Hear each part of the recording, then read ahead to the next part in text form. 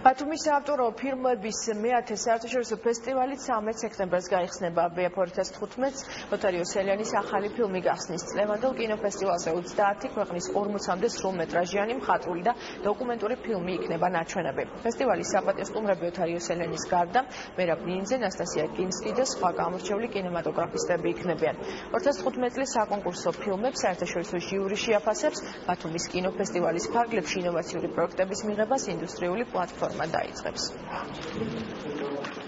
რამდენიმე რაც შეიძლება გამოვარჩიოთ, ალბათ არის ერთ-ერთი ბატონი ლოთარ იოსელიანი, რომელიც ესწრება კინოფესტივალს და თავისი ახალი ფილმი ჩამოდის, ანუ ახალი ლოთარ იოსელიანის ფილმით გაიხსნება ბათუმის კინოფესტივალი, რომელიც ლოკანოზე იყო ცოტა ხნის პრემიერებული, ასევე ეგრეწება მერაბ ნინიძე, ასევე რამდენიმე უცხოელი სტუმარი საპატიო სტუმრის რანგში, როგორც არის მაგალითად ცნობილი მსახიობი ანასტასია კინსკი, ირანელი მსახიობი ნიკი კარიმი, ასევე ცნობილი დოკუმენტალისტი სერბეთიდან ჟელი მერზილნიკი.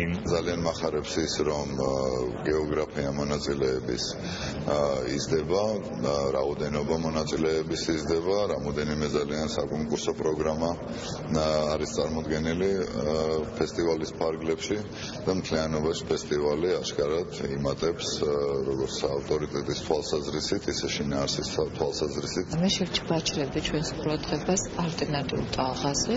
ეს არის ახალი ინდუსტრიული პლატფორმა, რომელიც აიწევს პირველ ჩატარებას ბათუმში და იგი გულისხმობს ალტერნატიული დაფინანსების, ალტერნატიული დისტრიბუციის, ალტერნატიული კრეატიული მიდგომის კუთხით, ესე იგი კინემატოგრაფისტების ჩართვას.